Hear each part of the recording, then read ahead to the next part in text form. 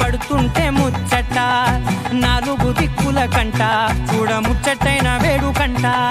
ఆ పంచభూతాల తోడుగా ప్రేమ పంచుకొనే పండగంట